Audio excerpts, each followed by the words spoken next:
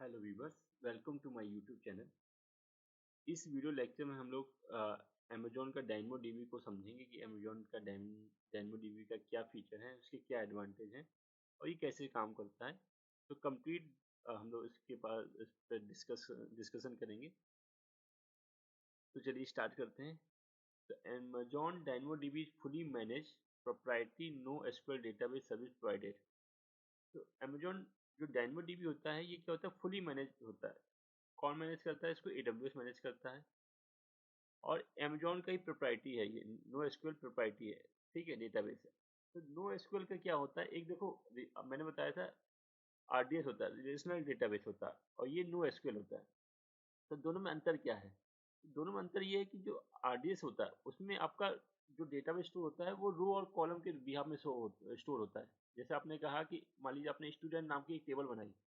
इस टेबल में आपने लिखा roll number, name, first name, last name, roll number, date of birth, male या फीमेल, ये आपने कॉलम बना दिए। तो जो भी उस हर स्टूडेंट की इंफॉर्मेशन होगी इसी क्राइटेरिया में स्टोर होगी। मतलब हर स्टूडेंट का role number, name, first name, last name, address और आपका एज और मेल या फीमेल स्टोर करना पड़ेगा, इसी पैटर्न में वो स्टोर होगी। ठीक है। तो रिलेशनल डेटाबेस ऐसे काम करता है, जबकि नो एसक्यूएल डेटाबेस क्या काम करता है, आपको कोई भी डेटाबेस हो सकता है। मतलब उसमें कुछ भी वैल्यू हो सकती है। सपोज आपने कहा कि स्टूडेंट का ही डेटाबेस स्टोर करना है, लेकिन आपने स्टोर किया किसी में स्टोर किया आपने स्टूडेंट का नेम और रोल नंबर, किसी में स्टोर किया आपने स्टूडेंट का नेम, एड्रेस, मोबाइल नंबर, उसका घर का एड्रेस, उसके फादर का नेम, किसी में आपने सिर्फ स्टोर किया स्टूडेंट का नेम और डेट ऑफ बर्थ। तो कोई देखो डेटा मिसमैच है, किसी में कुछ स्टोर कर रहे हो, किसी में कुछ स्टोर कर रहे हो, किसी में कुछ स्टोर कर रहे हो। तो ये डेटा जो स्टोर हो रहा है, इस तरह का जो डेटा होता है वो कहलाता है नो एसक्यूएल डेटाबेस, जिसमें कोई आपका रो एंड कॉलम फिक्स नहीं है। और सबसे ज़्यादा डेटा यही यूज होता है। इंटरनेट की बात करें तो इंटरनेट में जो सबसे ज़्यादा डेटा है वो नो एसक्यूएल डेटाबेस है। ठीक है। मीन्स उसका कोई fix row and column define नहीं है। ठीक है। तो ये जो डेटाबेस होता है, इस टाइप का डेटा होता है, बेस होता है नो एसक्यूएल डेटाबेस। और इंटरनेट में 80% जो डेटाबेस होता है वो नो एसक्यूएल का डेटाबेस होता है, जहाँ पे इंटरनेट में क्वेरी चलती हैं। आप गूगल कहते हैं कि ये डेटाबेस में सर्च करना है या ये सर्च करना है, तो वो गूगल उसमें से कुछ कुछ कीवर्ड्स पकड़ता है और उन्हीं को नो एसक्यूएल से सर्च कर लेता है। ठीक है। तो जो डेटाबेस इस तरह के होते हैं जिसमें कोई रो एंड कॉलम फिक्स नहीं होती, ये कहलाते हैं आपके नो एसक्यूएल डेटाबेस। आपको समझ में आ गया होगा रिलेशनल डेटाबेस क्या होता है और नो एसक्यूएल डेटाबेस क्या होता है। ठीक है। इसमें आप कुछ भी इंफॉर्मेशन स्टोर कर सकते हो, किसी भी टाइप की इंफॉर्मेशन स्टोर कर सकते हो। ठीक है। और उसका कोई सीक्वेंस नहीं है तब भी आप स्टोर कर सकते हो। ठीक है। तो इस टाइप का डेटाबेस कहलाता है नो एसक्यूएल डेटाबेस। लेकिन ये बहुत फास्ट होता है, एक्सट्रीम फास्ट होता है। इसकी परफॉर्मेंस आपकी आरडीएस की परफॉर्मेंस से बहुत ज्यादा एडवांस होती है। ठीक है। तो आपको समझ में आया होगा नो एसक्यूएल क्या है। और DynamoDB आपका फुली मैनेज AWS इसको मैनेज करता है, और AWS का प्रोप्राइटरी नो एसक्यूएल डेटाबेस आपका है। ठीक है। तो DynamoDB provide API allow client to query और make changes in DynamoDB over the network। तो DynamoDB आपको API प्रोवाइड करती है। इस API के बिहाफ में ही आप DynamoDB में कोई क्वेरी कर सकते हैं, या तो कुछ चेंजेस कर सकते हो उस डेटाबेस में। ठीक है। या कोई टेबल इंसर्ट कर सकते हैं या क्रिएट कर सकते हैं, आप कर सकते हैं। NoSQL database service that provide fast and predictable performance with seamless scalability। तो NoSQL क्या होता है, बहुत ही फास्ट होता है, इसकी परफॉर्मेंस बहुत ही एडवांस होती है। और स्केलेबिलिटी के केस में बहुत एडवांस होता है आपका आरडीएस के केस में। ठीक है। आरडीएस से ज़्यादा इसमें बहुत बिग अमाउंट में आप डेटा स्टोर कर सकते हैं इन कंपेरिजन ऑफ आरडीएस। ठीक है। आरडीएस के बिहाफ में बहुत ज़्यादा डेटा स्टोर कर सकते हैं। ऑफर इंक्रिप्शन एट रेस्ट, इसमें इंक्रिप्शन भी लगा सकते हो एट रेस्ट। ठीक है। You can create database table that can store retrieve any amount of data and serve any level of request traffic. ठीक है। इसमें क्या कर सकते हो आप, कोई आप टेबल बना सकते हो, उस टेबल में कितना भी डेटा का स्टोर कर सकते हो। ठीक है। उसमें कितना भी ज्यादा डेटा स्टोर कर सकते हो, रिट्रीव कर सकते हो। ठीक है। सर्व कर सकते हो, कितनी भी ज़्यादा रिक्वेस्ट आ सकती है डेटा को फेच करने के लिए। तो ये इजी मैनेज कर सकता है। जो ट्रैफिक, नंबर ऑफ ट्रैफिक है डेटा को एक्सेस करने के लिए बहुत ज़्यादा, अगर ट्रैफिक आ गया तो भी आप आराम से इसमें इजी मैनेज कर सकते हैं आप। ठीक है। तो बहुत ही ज़्यादा एडवांस होता है ये आरडीएस से। You can scale up and scale down your table. आप अपनी टेबल को स्केल अप और स्केल डाउन कर सकते हैं, मतलब उसकी जो थ्रूपुट है, आपकी टेबल की एक्सेस करने की जो थ्रूपुट है या राइट करने की जो थ्रूपुट है, ठीक है, डेटा को राइट करने की जो थ्रूपुट है या डेटा को रीड करने की जो थ्रूपुट है टेबल की, उसको आप उसकी कैपेसिटी को आप कभी भी कम ज्यादा कर सकते हो बिना down time, without down time और परफॉर्मेंस डिक्लेरेशन। ठीक है, to the AWS management console to monitor resource utilization and performance metric. AWS console का यूज करके उसकी जो परफॉर्मेंस है, जो रिसोर्स की यूटिलाइजेशन की, उसको देख सकते हो, उसको मॉनिटर कर सकते हो उसकी परफॉर्मेंस को कि क्या परफॉर्मेंस चल रही है Amazon DynamoDB की।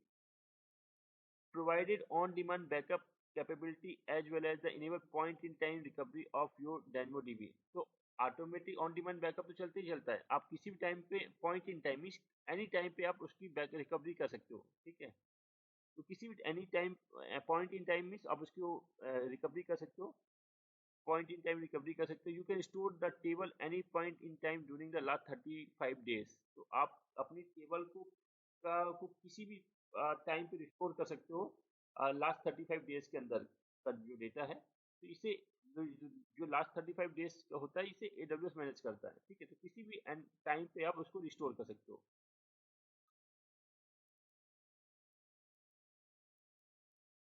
All of your data store in the partition. जो भी आपका डेटा होता है वो पार्टीशन में स्टोर होता है, और पार्टीशन जो होता है वो आपके SSD ड्राइव में, सॉलिड स्टेट ड्राइव में होती है। आपका जो स्टोरेज होगा वो SSD में स्टोर होता है आपका। That automatically replicated across multiple availability zone in AWS region. ठीक है, जो तो जो आपका पार्टीशन होगा आपका, ठीक है, वो आपका मल्टीपल अवेलेबिलिटी जोन में आपका रेप्लिकेट हो जाएगा। ठीक है, तो इससे क्या होता है, हाई अवेलेबिलिटी आपको मिलती है। कोई एक अवेलेबिलिटी जोन डाउन भी हो जाएगा तो आपका डेटा परसिस्टेंट, मतलब आपका डेटा स्टोर रहेगा आपका आप दूसरे अवेलेबिलिटी जोन में। ठीक है, तो इससे क्या होता है, आपका हाई अवेलेबिलिटी आपको प्रोवाइड मिलती है आपको।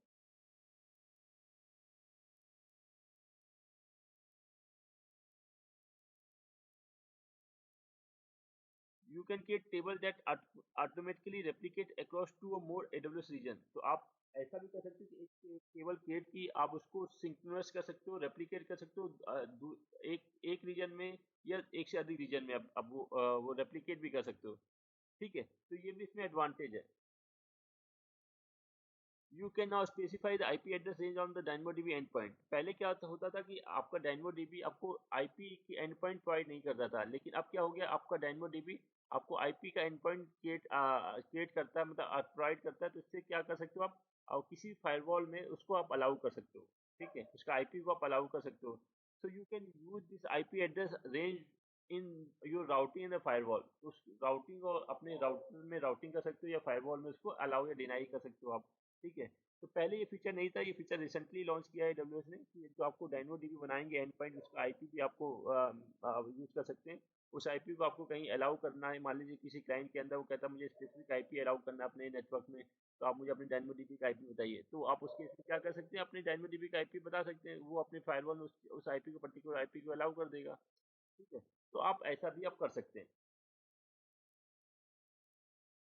अब देखिए कोर कंपोनेंट बताता हूँ मैं, table, item, attribute and primary की।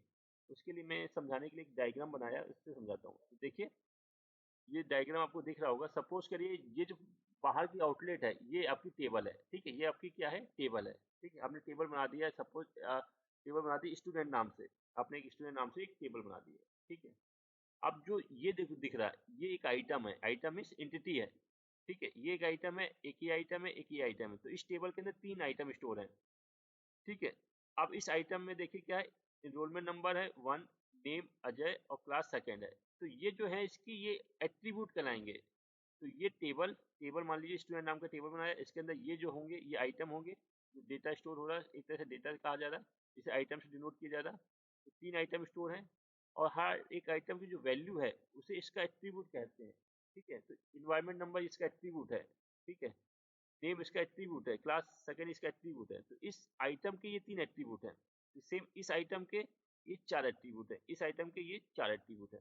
ठीक है, तो टेबल हो गया स्टूडेंट नाम का, ये आइटम हो गया, और इस आइटम के ये एट्रीब्यूट हो गया। अब देखिए जो एट्रीब्यूट वैल्यू स्टोर है सब में अलग अलग है। इसमें इनरोलमेंट नंबर है, नेम है, क्लास है। इसमें इनरोलमेंट नंबर है, रोल नंबर देखिए एक्स्ट्रा आ गया, पिन कोड एक्स्ट्रा आ गया और नेम आ गया। ठीक है, ठीक है, इसमें क्लास नहीं है देखिए। और इनमें रोल नंबर और पिन कोड नहीं है। इसमें तीसरे में देखिए इनरोलमेंट नंबर ये आपका 3 है, क्लास थर्ड है, सेक्स आ गया मेल एंड एड्रेस आ गया, तो इसमें कुछ एक्स्ट्रा वैल्यू आ गई, एड्रेस और सेक्स। तो देखिए सब में अलग अलग वैल्यू स्टोर है, लेकिन आप ध्यान से देखिए सब में एक चीज बड़ी कॉमन है, इनरोलमेंट नंबर सभी में कॉमन है। तो ये जो इनरोलमेंट नंबर है ये आपका प्राइमरी की कहलाएगी, क्या कहलाएगी, प्राइमरी की। तो आपका आइटम में जो भी टेबल होगा उसमें एक प्राइमरी की होगी, और वो प्राइमरी की सब में जरूर होगी और उसकी वैल्यू अलग अलग होगी, ये ध्यान रखिएगा आप। तो जो टेबल होगी उसके अंदर आइटम क्रिएट होंगे, आइटम में ये इसके एट्रीब्यूट कराएंगे, और हर एक आइटम में एक प्राइमरी की जरूर होगी। जैसे इसमें इनरोलमेंट, इन सभी में इनरोलमेंट नंबर प्राइमरी की है, और हर प्राइमरी की वैल्यू अलग अलग होगी। ऐसा नहीं हो सकता कि कोई आपने आइटम बनाया उसमें प्राइमरी की डिफाइन ना करे, ऐसा नहीं हो सकता। अब इसी में एक कॉन्सेप्ट होता है सॉर्ट की। तो प्राइमरी की हो गया, और मान लीजिए सॉर्ट की आपको सॉर्ट देना चाहते हैं, मान लीजिए प्राइमरी की हो गया इनरोलमेंट नंबर, और सॉर्ट की देना चाहते हैं रोल नंबर। तो उस केस में क्या होगा कि मान लीजिए उस केस में आप प्राइमरी की सेम कर सकते हैं, लेकिन शॉर्ट की फिर डिफरेंस होगी। मान लीजिए आपको क्या करना है, इनरोलमेंट नंबर दोनों में सेम सेम देने हैं किसी दो आइटम में। तो अगर आपने शॉर्ट की डिफाइन नहीं की तो आप ऐसा नहीं कर सकते। तो अगर आपने शॉर्ट की डिफाइन की तो क्या होगा, इनरोलमेंट नंबर आप सेम दे सकते हैं, फिर शॉर्ट की जो होगी आपकी, जो रोल नंबर शॉर्ट की दे रखा है आपने, वो डिफरेंस होगी, तो वो किसी एक की के बिहाफ में आइडेंटिफाई करेगा कि दोनों आइटम अलग अलग हैं। ठीक है, ये कॉन्सेप्ट होता है आपका किसमें, डायनमोडी में। तो जो पहला होता है ये होता है जो आउटर है वो है टेबल, आपने स्टूडेंट टेबल बना दी, इसके अंदर आपने प्राइमरी की दे दी इनरोलमेंट नंबर। अगर आप चाहते हैं शॉर्ट की भी दे सकते हैं, शॉर्ट की देना कंपलसरी नहीं है। ठीक है, तो अपने ये जो डेटा स्टोर हो रहा है इसे कह रहे हैं आइटम, आइटम के ये एट्रीब्यूट है, और हर एक आइटम में आपका प्राइमरी की कंपलसरी होगा, और वो आपका डिफरेंस होगा, हर प्राइमरी की अलग होगी। अगर आपने शॉर्ट की डिफाइन नहीं की है, अगर शॉर्ट की डिफाइन की है तो आप दो प्राइमरी की सेम आइटम में दे सकते हैं, उस केस में आपका शॉर्ट की डिफरेंस डिफरेंस होनी चाहिए। ठीक है, चलिए आप वापस अपने नोट्स में चलते हैं। तो ये समझ में आ गया होगा मेरे कोड कंपोनेंट। टेबल क्या होती है, एक कलेक्शन ऑफ आइटम। ठीक है, DynamoDB store data in the table which is allocation of the data are seamless. ठीक है, are schemaless, sorry, are schema. तो इसमें कोई स्कीमा नहीं है, किसी किसी भी टेबल का एक पर्टिकुलर स्कीमा नहीं है, किसी में कोई एट्रीब्यूट आ रहा है, किसी में कोई एट्रीब्यूट आ रहा है। तो इस तरह का ये टेबल होता है। There is initial limit of 256 table per region. आप एक रीजन में 256 टेबल बना सकते हो, ये एक इनिशियल लिमिट है। इसको आप अमेजोन को रिक्वेस्ट करके इसको लिमिट को एनहेंस कर सकते हो, इंक्रीज कर सकते हो। आइटम एक कलेक्शन ऑफ एट्रीब्यूट, मैं बताया था आइटम क्या होता है, एक कलेक्शन ऑफ एट्रीब्यूट होता है। डेमोडीबी यूज प्राइमरी की टू, मैंने बताया था हर आइटम में क्या होगा, एक प्राइमरी की होगा to unique identity of each item in a table, और secondary indexes to provide more query flexibility. तो मैंने कहा था आप शॉर्ट की भी दे सकते हो या सेकेंडरी की उसे कहते हैं। ठीक है, ईच टेबल कंटेन जीरो मोर आइटम। अब ईच टेबल में या तो कोई आइटम नहीं है तो उसे जीरो आइटम कहेंगे, अगर कोई एक आइटम बना है उससे एक से ज्यादा आइटम भी बना सकते हो, मतलब जीरो या मोर आइटम बना सकते हो। एट्रीब्यूट एक फंडामेंटल डेटा एलिमेंट, जो उसके जो नेम है, रोल नंबर है, एज है, ये इसकी एट्रीब्यूट करा रहे हैं। ठीक है, तो ये जो डेटा एलिमेंट है वो इसका एट्रीब्यूट करा रहा है। DynamoDB support nested attribute up to 32 levels deep. ठीक है, नेस्टेड आपका सपोर्ट करता है, मतलब एक एक एक मीन्स आपने क्या एक एट्रीब्यूट के अंदर मल्टीपल एट्रीब्यूट बना दिया मान लीजिए आपने। ठीक है, मतलब एड्रेस के अंदर सब एड्रेस के अंदर उसके पोस्ट ऐसा आप बना सकते हैं, उसे कहते हैं नेस्टेड एट्रीब्यूट। अब प्राइमरी की मैं समझाया, primary key unique identity each item in a table so that no two item can have the same key must be scalar. ठीक है, जो मैं समझाया तो वही सब लिखा हुआ है, मैंने आपको समझा दिया था। कोई डाउट है तो मुझे जरूर कमेंट बॉक्स में जरूर बताएं। तो प्राइमरी की सिंपल प्राइमरी की कंपोज ऑफ वन एट्रीब्यूट। ठीक है, पार्टीशन ऑफ द शॉर्ट की, अब यहाँ पे देखो शॉर्ट की आता है। ठीक है, कंपोजिट प्राइमरी की, शॉर्ट की में क्या होता है, अगर आपने दो सेम की कर दी, दो अगर शॉर्ट की आपने डिफाइन की है, प्राइमरी की के साथ शॉर्ट की भी डिफाइन की है, तो क्या हो सकता है, आप दो आइटम में सेम प्राइमरी की दे सकते हैं। All item with the same primary की आर स्टोर टुगेदर। देखिए, अगर आपने शॉर्ट की दे दी है, इन द शॉर्ट की ऑर्डर बाय द शॉर्ट की वैल्यू। ठीक है, उस केस में क्या होगा, टेबल की शॉर्ट की डिफरेंट होगी। तो if no short key use, no two item can have the same primary की।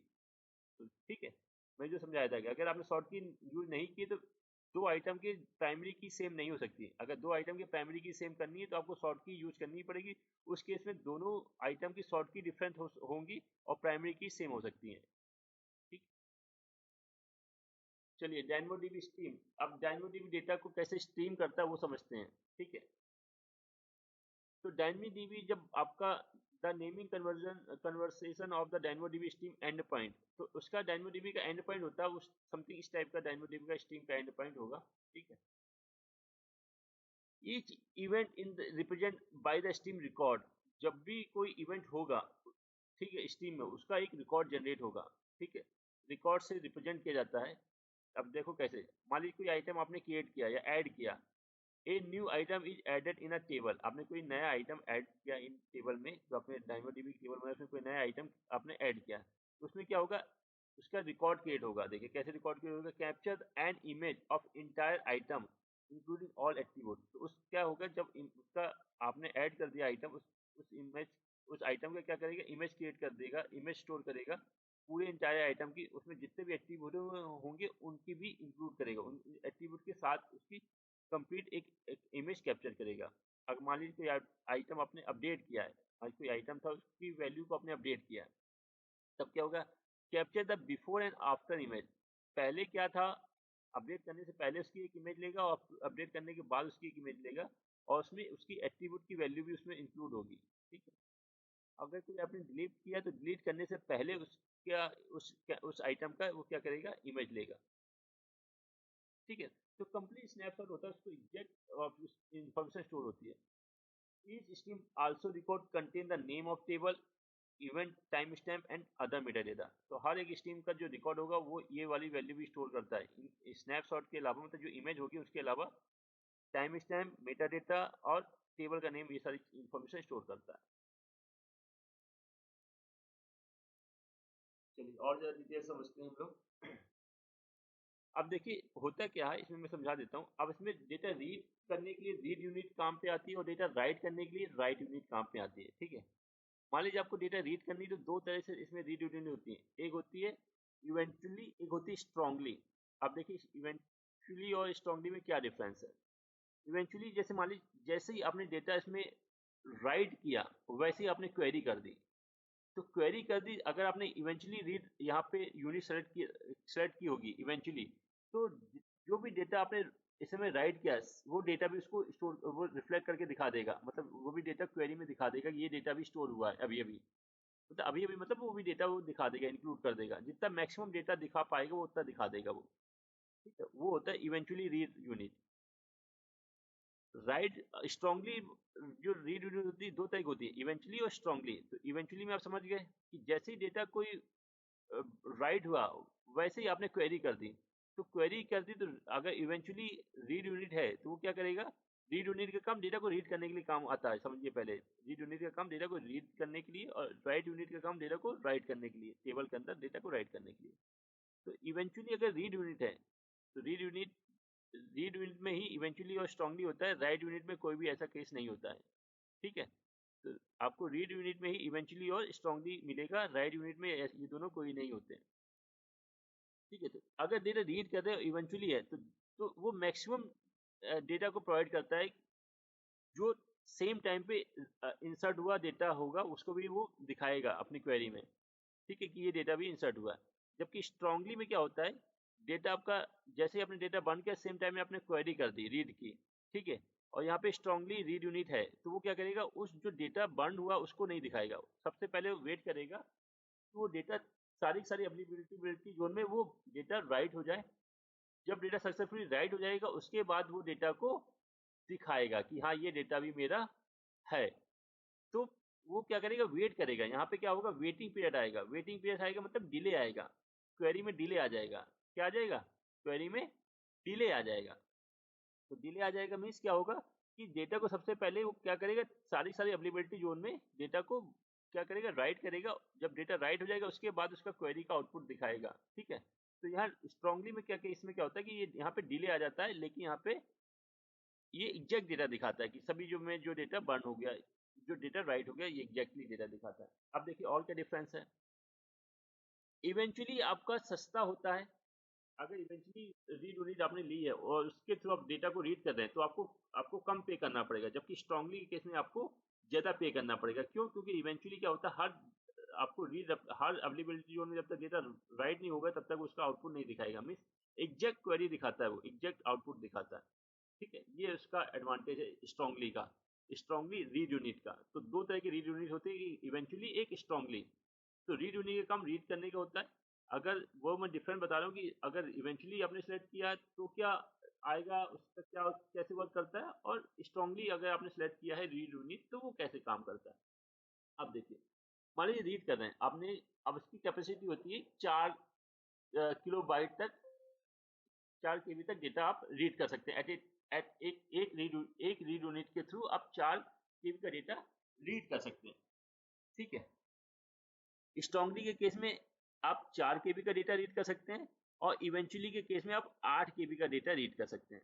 अब मान लीजिए कोई डेटा रीड कर रहे हैं, अगर वो 4 केबी का है तो एक रीड यूनिट काम करेगी और डेटा रीड हो जाएगा आपका। तो वहां पे कितना रीड यूनिट यूज हुई, एक रीड यूनिट यूज हुई, तो आपको एक रीड यूनिट का पे करना पड़ेगा। मान लीजिए आपका डेटा 5 केबी का है, तो आप वहां पे कितनी रीड यूनिट यूज होंगी, 2। एक 4 केबी का मैक्सिमम साइज हो गया, और 1 केबी एक्स्ट्रा बचा है, तो वहां पे 2 रीड यूनिट यूज हो रही है, तो वहां पे आपको 2 रीड यूनिट का चार्जेस देना पड़ेगा। ये हो गया आपका स्ट्रांगली के केस में। स्ट्रांगली रीड यूनिट की कैपेसिटी 4 केबी होती है। जबकि अब इवेंचुअली की बात करें तो इसकी कैपेसिटी होती है 8 केबी। तो वहां पे 8 केबी मीन्स अगर आपका डेटा 5 केबी का है तो यहाँ पे एक रीड यूनिट का आपको पे करना पड़ेगा। ठीक है, और ये सस्ता भी होता है। तो ये समझ में आया आपको। चलिए अपनी स्लाइड में फिर से चलते हैं। तो रीड यूनिट समझ में आया। रीड यूनिट दो तरह की होती है, इवेंचुअली और स्ट्रांगली। उन दोनों का वर्किंग प्रोसीजर समझ में आया, और कितना साइज स्टोर करते हैं ये भी समझ में आया आपको। अगर कोई डाउट है तो मुझे कमेंट बॉक्स में जरूर बताएं आप। चलिए आगे चलते हैं अपन। तो ये सारी चीजें मैंने यहाँ पे डिफाइन की है। When you read the data from the DynamoDB table, the response might not affected, and the result of the recently completed write operation. The response might include the some scale data. But you should eventually have consistent read. ठीक है, तो अगर आपको चाहिए कि तुरंत response, जैसे भी डेटा जो बर्न हुआ, राइट हुआ है, उसका भी रिस्पॉन्स आपको चाहिए, तो आपको इवेंचुअली रीड यूनिट की आपको वहाँ पे हेल्प लेनी पड़ेगी। वहाँ पे आपको इवेंचुअली रीड यूनिट कॉन्फ़िगर करना पड़ेगा अपने, जो आपको DynamoDB है वहाँ पे। जब क्रिएट करते हैं DynamoDB, तब ये पूछता है कि इवेंचुअली लेना है कि आपको स्ट्रांगली रीड यूनिट लेना है।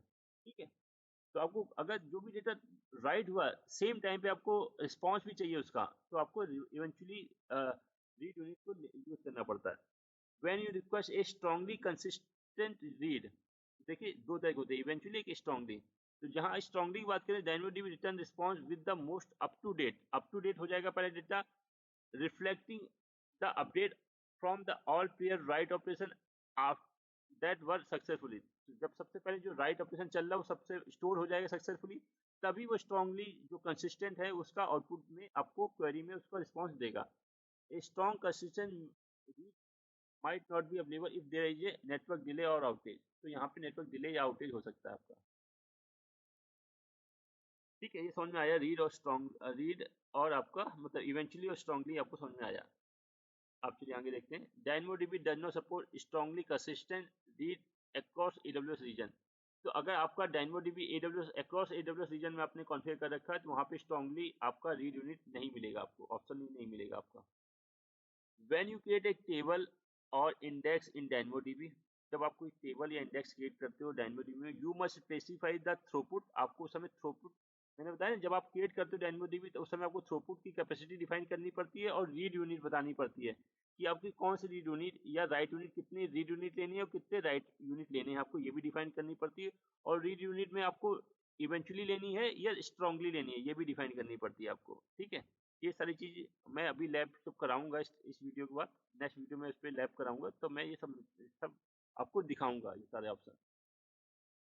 One read capacity unit represent one strongly consistent read पर सेकेंड। ठीक है, और टू इवेंचुअली कंसिस्टेंट पर सेकेंड। ठीक है, तो मैंने बताया था स्ट्रांगली केस में वन रीड यूनिट में 4 केबी का साइज होता है, और इवेंचुअली के केस में 4x4 के 2 होती है, 8 केबी का होता है। ठीक है, तो ये मैंने बताया था आपको। तो स्ट्रांगली के केस में आप कितना रीड कर सकते हैं, 4 केबी का साइज। जबकि इवेंचुअली केस में क्या हो सकता है, आपका 2 होते हैं। तो 2 मीन्स 4 केबी मीन्स 8 केबी। 8 केबी का डेटा आप वो रीड कर सकते हैं इवेंचुअली के साथ। जबकि स्ट्रॉन्गली के साथ सिर्फ 4 केबी का डेटा आप रीड कर सकते हो। If you need read the item larger than the 4 KB, DynamoDB will need to consume additional read capacity unit। मैंने बताया था अगर आपने स्ट्रॉन्गली रीड यूनिट ले रखा है और डेटा आपका 4 केबी से ज़्यादा है, तो वहाँ पे आपको उससे ज़्यादा रीड यूनिट कंज्यूम होंगे। एक रीड यूनिट कंज्यूम होगा 4 केबी के लिए और दूसरा रीड यूनिट कंज्यूम होगा जो बाकी केबी बचे हैं उनके लिए। ठीक है, इस तरह से आपका बिलिंग चार्जेस पे करना पड़ता है आपको। राइट के केस में ऐसा कुछ नहीं होता है, लेकिन राइट के केस में क्या होता है कि आपकी जो कैपेसिटी होती है वो 1 केबी की लिए होती है। मीन्स अब 1 केबी का डेटा 1 राइट यूनिट से आप राइट कर सकते हो। अगर आपका 1 केबी से ज़्यादा डेटा है, मान लीजिए 2 केबी का है, तो 2 राइट यूनिट आपको लगेंगे। अगर 3 केबी का डेटा है तो 3 राइट यूनिट आपको पे करना पड़ेगा। तो DynamoDB केस में क्या होता है, जहाँ डेटा राइट करना पड़ता है वहाँ पे आपको ज़्यादा पे करना पड़ता है, वहाँ पे आपको कॉस्टली पड़ता है। जहाँ पे डेटा रीड करना पड़ रहा है वहाँ पे आपको सस्ता पड़ता है। ठीक है, तो मोस्टली लोग वहाँ पे यूज़ करते हैं DynamoDB को जहाँ पे बहुत बड़ा ज़्यादा डेटा है और बहुत फास्टली आपको रीड करके रिस्पॉन्स करना है, तो वहाँ पे DynamoDB ज़्यादा प्रीफर की जाती है। राइटिंग जहाँ पे ज़्यादा राइट डेटा ज़्यादा राइट हो रहा है वहाँ पे कम यूज़ करते हैं, क्योंकि वहाँ पे बिलिंग बहुत ज़्यादा जनरेट हो जाती है, क्योंकि इसकी कैपेसिटी कितनी है 1 केबी। ठीक है, आप फ्लोटिंग कर सकते हो प्रिवेंट। आपने कहा कि मुझे मैक्सिमम इतने ही राइट यूनिट लगाने हैं, इतने ही रीड यूनिट लगाने हैं, तो वो आप ऐसा भी लिमिटेशन लगा सकते हो। ठीक है, तो जैसी लिमिटेशन के बियॉन्ड आपकी रिक्वेस्ट जाएगी, आपने फ्लोटिंग कर दी है रिक्वेस्ट को, अब उस रिक्वेस्ट के बियॉन्ड जैसे ही रिक्वेस्ट जाएगी आपकी, तो वो क्या हो जाएगा, फेल हो जाएगी। और फेल हो जाएगी तो वहाँ पे एरर आएगा HTTP 400 कोड बैड रिक्वेस्ट। आपने कहा कि मेरी मैक्सिमम 10 राइट यूनिट ही यूज हो एट ए टाइम पे, और डेटा आ गया 11 केबी का, तो आपने 10 कर रखी है 10 केबी, तो 10 राइट यूनिट मीन्स 10 केबी का डेटा राइट कर सकता है, और डेटा आ गया वहाँ पे 11 केबी का, तो वहाँ पे एरर आ जाएगी। मेरा मतलब ये है। ठीक है, उसमें एरर में ये एरर मैसेज आएगा, प्रोविजनिंग थ्रूपुट एक्सीडेड एक्सेप्शन, इस तरह का मैसेज आ जाएगा, एरर मैसेज, या HTTP 400 कोड आ जाएगा आपके पास एरर में। अब देखिए थ्रूपुट मैनेजमेंट कैसे करते हैं हम लोग उसमें।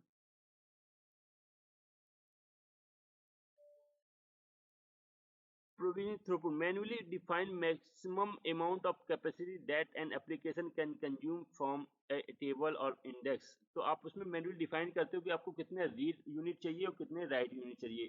ठीक, आप उसमें मैन्युअली डिफाइन करते हो। If your application exceed the your provisioning throughput setting, it is subject to request throttling. ठीक है, तो फिर वो थ्रोटिंग के केस में चला जाता है कि आपने थ्रोटिंग का कैप लगा रखा होगा, तो वो थ्रोटिंग केस में चला जाएगा। ठीक है, लेकिन आप जब भी टेबल बनाओगे तो आपको रीड यूनिट और राइट यूनिट डिफाइन करनी पड़ेगी। अब DynamoDB ऑटो स्केलिंग भी होता है। ठीक है, आपने एक अपर रेंज लगा दी है कि आपने कहा कि मैक्सिमम 15 रीड यूनिट से ज़्यादा मेरा नहीं जाना चाहिए, तो वो 15 रीड यूनिट का यूज करेगा। जैसे जब कम रिक्वेस्ट आए तो कम रीड यूनिट का यूज करेगा, जब बहुत ज़्यादा रिक्वेस्ट आ गई तो अप टू 15 रीड यूनिट के जो आपने कैप लगाया है, अपर कैप, उस तक वो यूज करेगा। वही है ऑटो स्केलिंग में। Define a range upper and lower limit for read and right capacity unit. आपने दोनों के लिए लगा सकते हो, read and right capacity unit के लिए अपर केस लगा सकते हो, मैं इससे ज़्यादा रीड यूनिट या राइट यूनिट यूज नहीं हो। ठीक है, and define the target utilization percentage within the range. ठीक है, a table or the global secondary index can increase the provisioning read and write capacity to handle the sudden increase in traffic without request throttling। ठीक है, तो अगर आपका जो global secondary index है उसमें अगर आपने थ्रोटिंग रिक्वेस्ट नहीं लगाई है, तब उस केस में भी आप रीड एंड राइट कैपेसिटी की प्रोविजन कर सकते हैं। DynamoDB auto scaling can decrease the throughput when the workload decrease। ये मैंने बताया जैसे वर्कलोड डिक्रीज होगा तो वो उसकी स्केलिंग को कम कर देगा। जो रीड एंड राइट यूनिट उसमें यूज हो रही है, उसकी जो number of read and right unit है उसको कम कर देगा। रिजर्व कैपेसिटी उसमें आप रिजर्व कर लेते हो, आप कि मुझे अप फ्रंट इतने ही रीड यूनिट चाहिए, इतना ही मुझे राइट यूनिट चाहिए, उसका उसी हिसाब से पे आपको पे करना पड़ता है। ठीक है, अब देखो कैपेसिटी यूनिट कंजम्पशन, तो उसके लिए कैसे होता है। ठीक है, कैपेसिटी यूनिट कंजम्पशन के केस में क्या होगा। ठीक है, अब देखिए अगर आपने रीड कर रहे हैं तो गेट आइटम किया, एक आइटम को आपने गेट किया तो आपका सिंगल यूनिट यूज होगी आपकी। ठीक है, मतलब आप कोई सिंगल आइटम को रीड कर पाएंगे। गेट आइटम किया आपने तो कोई सिंगल आइटम को आप टेबल से रिसीव कर पाएंगे। आपने बैच गेट आइटम किया तो आप मल्टीपल आप 100 आइटम तक आप क्या कर सकते हो, उसको गेट कर सकते हैं, उसको रीड कर सकते हैं। अगर आपने बैच गेट आइटम यूज किया तो 100 आइटम तक उसे आप रीड कर सकते हैं। ठीक है, एक या एक से ज़्यादा टेबल में आप मोर देन 100 मतलब अप टू 100 आइटम तक रीड कर सकते हैं। ठीक है, क्वेरी किया तो मल्टीपल आइटम आपने अगर क्वेरी लगाया वहाँ पे तो मल्टीपल आइटम आप उस पार्टीशन की के थ्रू एक पार्ट जो प्राइमरी पार्टीशन की होगी उसकी बिहाफ में मल्टीपल क्वेरी मतलब मल्टीपल आइटम को आप रीड कर सकते हैं। और स्कैन किया तो सारे के सारे रिकॉर्ड आप जितने भी उस टेबल में रिकॉर्ड हैं सभी के सभी रिकॉर्ड आप रीड कर सकते हैं। तो ये सारे ऑप्शन हैं। अगर आपने गेट आइटम किया तो टेबल के अंदर कोई एक आइटम आप उसको रीड कर सकते हैं। बैच आइटम किया बैच गेट आइटम किया तो एक या एक से अधिक टेबल के अंदर आप अप टू 100 आइटम को रीड कर सकते हैं। अगर आपने क्वेरी किया तो आप मल्टीपल आइटम को रीड कर सकते हैं मतलब सिंगल टेबल से प्राइमरी की के बिहाफ में। अगर आपने स्कैन किया तो सारे के सारे टेबल के जितने भी रिकॉर्ड हैं वो आप रीड कर सकते हैं, आइटम जितने भी हैं वो रीड कर सकते हैं। सेम आपका राइट में चलता है, put item update item, same वही केस आपका राइट के केस में भी चलता है। ठीक है, राइट बैच राइट आइटम के जैसे उसमें 1000 आइटम थे, 25 आइटम आप राइट कर सकते हो एट ए टाइम पे। ठीक है, टीटीएल होता है, जब टीटीएल टाइम एक्सपायर हो जाएगा तो डेटाबेस में से वो जो आपका आइटम है वो ऑटोमेटिक डिलीट हो जाएगा। ठीक है, अब उसका जो नेक्स्ट फीचर आता है ग्लोबल टेबल्स आता है। तो global table provide solution for deploying multi reason multi master database. अगर आपको मल्टी रीजन मतलब कई सारे रीजन है आपको और उसमें मल्टी मास्टर डेटाबेस आपको डिप्लॉय करना है तो वहाँ पे आप ये ग्लोबल टेबल का ऑप्शन सेलेक्ट कर सकते हो। तो मल्टी रीजन मान लीजिए जैसे आपका 5 रीजन से यूजर का ट्रैफिक आ रहा है तो उन 5 रीजन में आप सेम डेटा स्टोर करना चाहते हो, सेम टेबल क्रिएट करना चाहते हो और उन टेबल में आप चाहते हो कि वो टेबल रीड भी करें और राइट भी करें। ठीक है, जो डेटाबेस वहाँ क्रिएट हो तो वहाँ पे आप ग्लोबल टेबल क्रिएट कर सकते हो। तो मल्टीपल रीजन में मल्टी मास्टर डेटाबेस क्रिएट होगा आपका। You can specific you can specify the AWS region where you want the table to be available. आप वहाँ पे रीजन सेलेक्ट कर सकते हो कि हमने बताया कि 5 रीजन आपने करना है तो आप पांचों रीजन सेलेक्ट कर सकते हो कौन कौन रीजन में आपको चाहिए वो आपका ग्लोबल टेबल। ठीक है, DynamoDB perform all tasks to create identical table in this region। तो ये काम फिर क्या होगा, DynamoDB ऑटोमेटिक परफॉर्म करेगा। आपको बस रीजन सेलेक्ट करना है और टेबल की जो वैल्यू जो टेबल होगी वो ग्लोबल टेबल आपको सेलेक्ट करनी है। उसके बाद में जो DynamoDB है वो उन रीजन में आपका टेबल को क्रिएट करना का काम वो करेगी आपका। ठीक है, सिक्योरिटी के केस में देखो क्या कर सकते हैं, इंक्रिप्शन एट रेस्ट लगा सकते हैं हम लोग। ठीक है, AWS KMS की के थ्रू हम लोग क्या कर सकते हैं, हम लोग जो डेटा है उसको इनक्रिप्ट कर सकते हैं, इंक्रिप्शन एट रेस्ट लगा सकते हैं। दूसरा क्या, encryption at rest can be enable only when you creating the new DynamoDB table.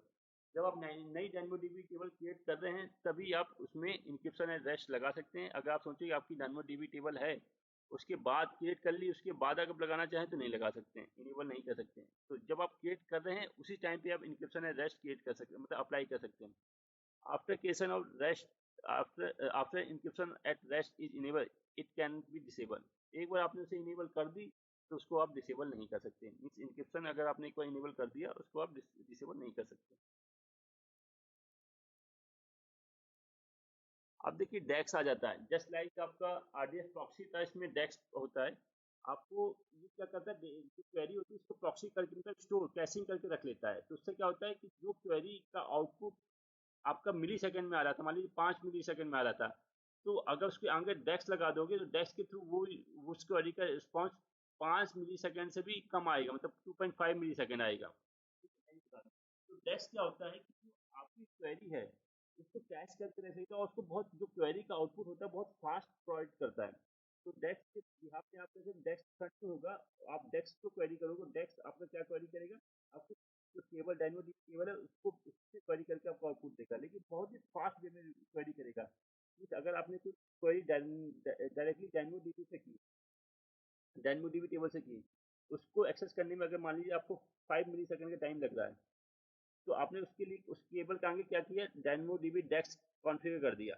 अब वही सेम क्वेरी आपने डेक्स से की तो डेक्स उस क्वेरी का आउटपुट आपको 0.5 मिली सेकेंड से भी पहले दे देगा। मीन पॉइंट 25 मिली सेकेंड में उसका आउटपुट दे देगा। मीन बहुत ही फास्ट काम करता है। तो डेक्स इज फुली मैनेज, पहले तो ये फुली मैनेज है, इसको पूरा का पूरा इसका इंस्टॉलेशन पैचिंग अपडेट सब कुछ AWS मैनेज करता है, आपको कोई टेंशन लेने की बात नहीं है। हाईली अवेलेबल है, मल्टीपल अवेलेबिलिटी जोन में ये डिप्लॉय होता है। दूसरा ये एडवांटेज है। तीसरा, इन मेमोरी कैसे, आपका जो क्वेरी होगा इन मेमोरी कैसे होगा फॉर डायनेमो, बहुत ही फास्ट काम करता है, बहुत फास्ट। ठीक है, डायनेमो डीबी एक्सीलेटर डेक्स, इसे कहते हैं डेक्स। तो इसका भी लैब में करके दिखाऊंगा। Delivery microsecond response time for accessing eventually consistent data, तो माइक्रोसेकंड में आपको डेटा का रिस्पॉन्स करके देता है ये, माइक्रोसेकंड में। It require only minimum function changes to use DAX within the existing applications API compatibility with DynamoDB। तो बहुत ही आपको बहुत ही ज़्यादा उसमें सेटअप करने में कि आपको बहुत ही मिनिमम एफर्ट करना पड़ेगा। और आपकी जो एग्जिस्टिंग टेबल है या आप नई टेबल क्रिएट कर रहे हो, उन सभी के लिए भी आप डेक्स अप्लाई कर सकते हो। ठीक, आपकी चाहे एग्जिस्टिंग टेबल है चाहे आप नई टेबल क्रिएट कर रहे हो, उनके लिए भी आप डेक्स अप्लाई कर सकते हो। For read for read heavy और ब्रस्टी वर्कलोड्स के लिए आप बेसिकली यूज में आता है। ठीक है, डेक्स प्रोवाइडेड इनकी throughput and potential cost saving by reducing then the need of over provisioning read capacity unit.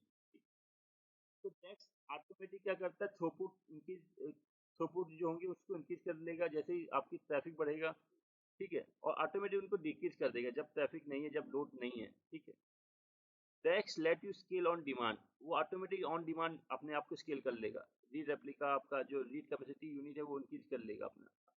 ठीक है, DAX is fully manage, DAX is क्या है, फुली मैनेज। मैंने बताया था कि AWS को फुली मैनेज करता है, means you no longer need to do hardware and software provisioning, setup and configuration, software patching, operating and reliable distributed cache cluster.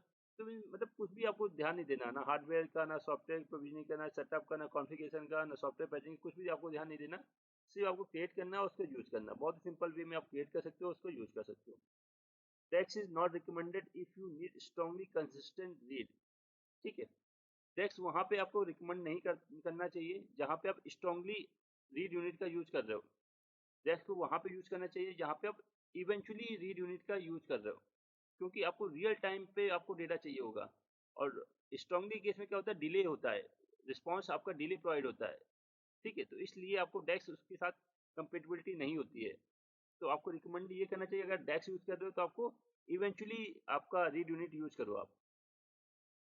Desks is useful for read intensive workload but not write intensive ones. तो मैंने बताया था डेक्स वहां पे आप use करोगे जहां पे आपको बेसिकली रीड का काम करना पड़ेगा, क्वेरी करना है डेटा से। ऐसा नहीं वहां पे यूज डेक्स का यूज नहीं करोगे या प्रेफर नहीं किया जाता जहां पे डेटा आप ज्यादा बहुत ज्यादा राइट कर रहे हो। डेक्स वहां पे यूज किया जाता है जहां बहुत ज्यादा डेटा आप रीड कर रहे हो, बहुत ज्यादा डेटा फेच कर रहे हो, क्वेरी कर रहे हो, रीड कर रहे हो। ठीक है, राइट के केस में डेक्स उतना अच्छा रिस्पॉन्स नहीं करता है। तो वहां पे आपका डेक्स को ये आपका सजेशन होता है कि डेक्स वहां पे यूज करो जहां पे रीड इंटेंसिव वर्कलोड हो, ना कि राइट इंटेंसिव वर्कलोड हो। DAX support server side encryption as well as the encryption in transit, दोनों तरह के ये इंक्रिप्शन सपोर्ट करता है, server side encryption, encryption in transit to achieve high level of your application. ठीक है, प्रोविजनिंग योर डेस्क cluster at the least 3 nodes. तो हाई अवेलेबिलिटी के लिए क्या होता है कि अप्रोक्स ये 3 नोड के बेस पे आप इसको डिप्लॉय करिए, और हर एक नोड आपका different different multiple availability zone या डिफरेंट रीजन में, आप सेम रीजन के अंदर मल्टीपल अवेलेबिलिटी जोन के अंदर आप इसको डिप्लॉय कर दीजिए। तो क्या होगा, कोई एक अवेलेबिलिटी जोन डाउन भी हो जाएगा तो अब जो रिमेनिंग अवेलेबिलिटी जोन है वहां से वो प्रोसेस करता रहेगा डेटा। तो इससे क्या होगा, आपको जो डेक्स है वो हाई अवेलेबिलिटी प्रोवाइड करता है। ठीक है, तो आप जब डेक्स डिप्लॉय करें तो कम से कम 3 नोड लें या 2 नोड लें, तो दोनों नोड अलग अलग अवेलेबिलिटी जोन में आप डिप्लॉय कर दें। तो उससे क्या होगा, कोई एक अवेलेबिलिटी जोन का नोड अगर डाउन भी हो जाएगा तो जो रिमेनिंग अवेलेबिलिटी जोन है वहां से वो डेटा को फेच करता रहेगा, रीड करता रहेगा। अब बात करते हैं इसकी स्केलिंग की। तो स्केल कैसे कर सकते हैं, तो दो तरह से स्केल कर सकते हैं आप, horizontal scaling and vertical scaling, दोनों तरह से आप स्केल कर सकते हैं। पहला आता है horizontal scaling, where you add read replica, जहाँ पे आप read number of read replica increase करते हैं, वहाँ पे कहेंगे हॉरिजॉन्टल स्केलिंग। जैसे ही वर्कलोड आएगा वो क्या करेगा, read number of read replica increase कर लेगा। तो और जैसे ही वर्कलोड कम होगा, नंबर ऑफ रीड रेप्लिका वो डिलीट कर देगा। ठीक है, तो इससे आपका कॉस्ट सेविंग भी होगी, और जो ट्रैफिक आ रहा है उसे इजी मैनेज भी कर सकते हैं आप। ए सिंगल डेस्क cluster support up to 10 read replicas. ठीक है, 10 रीड रेप्लिकास ये सपोर्ट करता है। You can add a more replica within the cluster is running, ठीक है, while the cluster is running, ठीक है। वर्टिकल स्केलिंग क्या होता है, जो आप नोड क्रिएट कर रहे हो उन नोड की जो टाइप है वो आप इंक्रीज कर सकते हो, M5 लार्ज, एक्स लार्ज, ठीक है, ये टाइप आप स्केल कर सकते हो। जो नोड है उनके जो जो टाइप्स हैं वो आप इंक्रीज कर सकते हो। Where you select the different node types, large node enable the cluster to store more data in memory, ठीक। तो दोनों तरह से आप स्केलिंग कर सकते हो। चलिए फाइनल बात करते हैं प्राइसिंग की। तो कैसे प्राइसिंग डिपेंड करता है, तो DynamoDB चार्ज पर GB of disc space that your table consume. तो पर जीबी जितना भी आपका टेबल डेटा स्टोर कर रही है वो उस पर चार्ज करता है आपका। The first 25 GB consume per month is free. तो हर महीने 25 GB जो भी आपने कंज्यूम किए वो फ्री होता है, उसके बाद जो भी डेटा आप कंज्यूम कर रहे हो उसका आपको पे करना पड़ेगा। दूसरा पॉइंट किस पे वेरी करता है, the DynamoDB charge for provisioning throughput. जितना ज़्यादा प्रोविजनिंग कर रहे थ्रूपुट की, राइट रीड रेप्लिका और राइट रेप्लिका जितना ज़्यादा यूज करोगे उतने ज़्यादा आपको चार्जेस देने पड़ेंगे। पर स्टोरेज, फिर read replica and write replica. फिर क्या है, you should round up the nearest KB. तो मैंने बताया था, जैसे मान ली 5 KB का आपने रीड करना चाहते हैं, तो दो रीड यूनिट यहाँ पे यूज होंगी, एक 4 KB के लिए, एक 1 KB के लिए, क्योंकि इसमें स्ट्रांगली के लिए आपकी लिमिट है 4 KB। तो वहाँ पे आपको, अगर आपने राउंड अप कर रहे हैं तो वहाँ पे आपको पे करना पड़ेगा, ठीक है। There are additional charges for DAX. अगर आपने डेक्स यूज कर रहे हैं, DynamoDB के आगे आप डेक्स यूज करना चाहते हैं, DynamoDB एक्सेस करने के लिए आप डेक्स के थ्रू एक्सेस करना चाहते हैं, तो आपको उसके लिए एक्स्ट्रा आपको चार्जेस देने पड़ेंगे, ठीक है। ग्लोबल टेबल अगर आप यूज कर रहे हैं उसके लिए एक्स्ट्रा चार्जेस करने पड़ेंगे। डेक्स यूज कर रहे हैं उसके लिए एक्स्ट्रा चार्ज देने पड़ेंगे। ऑन डिमांड बैकअप यूज कर रहे हैं उसके लिए एक्स्ट्रा चार्ज देने पड़ेंगे पर जीबी, ठीक है। कंटिन्यूस बैकअप यूज कर रहे हैं उसके लिए एक्स्ट्रा चार्ज देने पड़ेंगे। Point in time recovery use कर रहे हैं उसके लिए एक्स्ट्रा चार्ज देने पड़ेंगे। टेबल रिस्टोरेशन कर रहे हैं, अगर रिस्टोर कर रहे हैं टेबल, उसके लिए एक्स्ट्रा चार्ज करने पड़ेंगे। और स्ट्रीम कर रहे हैं, रीड रिक्वेस्ट यूनिट आपकी यूज हो रही है, उसके लिए आपको एक्स्ट्रा चार्ज देने पड़ेंगे। तो इन पे आपका DynamoDB की प्राइस वेरी करता है। तो फिलहाल इस वीडियो में इतना ही। अगर आपको अभी भी DynamoDB में कोई भी डाउट है, मैंने बहुत डिटेल से आपको समझाया है। एग्जाम में इससे आगे नहीं पूछा जाएगा, हाँ, लेकिन एग्जाम में इवेंचुअली और स्ट्रांगली का 2-3 क्वेश्चन जरूर आते हैं आपके एग्जाम में। तो अगर आपको अभी भी कोई डाउट है तो प्लीज़ मुझे कमेंट बॉक्स में जरूर बताएं। फिलहाल इस वीडियो में इतना ही। Thank you for watching.